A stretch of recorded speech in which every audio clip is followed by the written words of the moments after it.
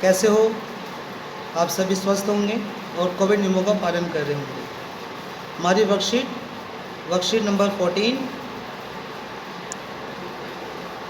Date 7/8/2021, सामाजिक विज्ञान, और हम सत्ता में साझेदारी के बारे में पढ़ रहे थे। और पिछले अध्याय के अंदर, पिछली जो हमारी वर्कशीट थी उसके अंदर हमने बेल्जियम और श्रीलंका के उदाहरणों को समझा था। आज हम सत्ता में साझेदारी की आवश्यकता क्यों है उसके बारे में पढ़ेंगे। श्रीलंका की जो बात की थी, वहाँ पे सिंहलियों की बात की गई थी। वहाँ पे जो मूल निवासी हैं सिंहली हैं, और तमिल क्षेत्र के जो लोग थे, तमिल भाषी लोग थे, उन दोनों के बीच में टकराव की स्थिति थी। तो बेल्जियम ने इस टकराव की स्थिति को कानून बनाकर रोका, ताकि संविधान में संशोधन करा ताकि वहाँ पे टकराव को रोका जा सके।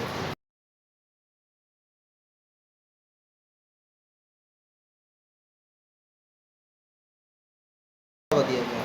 तो वहाँ पे बहुसंख्यक जो लोग थे वो सिंहली लोग थे, जिस कारण तमिल वाले जो थे अपने आप को बेगानापन महसूस करने लगे थे, और वहाँ एक गृहयुद्ध छिड़ गया था। गृहयुद्ध किसे कहते हैं? देश के अंदर युद्ध जैसी स्थिति का हो जाना, उसे हम गृहयुद्ध कहते हैं।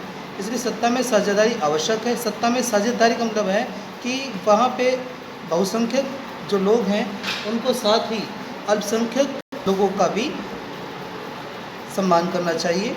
ये सब सत्ता की साझेदारी के पक्ष में हम निम्नलिखित तर्क दे सकते हैं। सत्ता में साझेदारी दो तरह से, एक तो युक्तिपरक तर्क है और एक नैतिक तर्क है। युक्तिपरक तर्क में आता है विभिन्न सामाजिक समूहों के मध्य आपसी टकराव को कम करती है। शब्द को समझिए, विभिन्न सामाजिक समूह यानी कि अलग अलग भाषा, धर्म, जाति के लोग हैं, उनके मध्य जो टकराव जो होते हैं उनको कम करती है। दूसरा, राजनीतिक व्यवस्था को स्थायित्व प्रदान करती है, यानी कि बहुसंख्यकवाद को भी सत्ता में उतनी ही सीटें हासिल होती हैं उनके हिसाब से, और जो अल्पसंख्यक समुदाय को भी उनके हिसाब से उतनी ही सीटें प्राप्त होती हैं। नैतिक तर्क आता है सत्ता में साझेदारी लोकतंत्र की आत्मा है, क्योंकि लोकतंत्र का ही अर्थ यह है कि लोगों का शासन।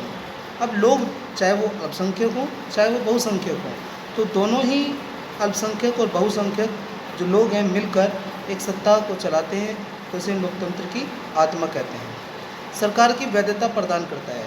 सरकार को काम करने, सरकार के किसी भी कार्य को वैधता को प्रदान करता है, क्योंकि इसमें दोनों ही पक्ष समान रूप से कार्य करते हैं। सत्ता में साझेदारी के स्वरूप कैसे हैं? ये 4 प्रकार के होते हैं। ऊर्ध्वाधर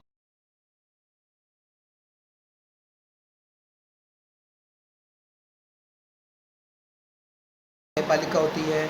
विभिन्न सामाजिक समूह मसलन भाषाई, धार्मिक समूह के बीच सत्ता का बंटवारा होता है, जैसे बेल्जियम और सरकार में, समूह सरकार में हुआ। और विभिन्न सामाजिक समूह, दबाव समूह, राजनीतिक दलों के मध्य सत्ता का वितरण होता है। तो सत्ता की साझेदारी को आप वीडियो को अच्छी तरह सुनें, और जो क्वेश्चन जो दिए गए हैं इनको करने की कोशिश करें। जो नहीं है मुझसे आप पूछ सकते हैं, और कोविड नियमों का पालन करें, घर में रहें, सुरक्षित रहें। धन्यवाद।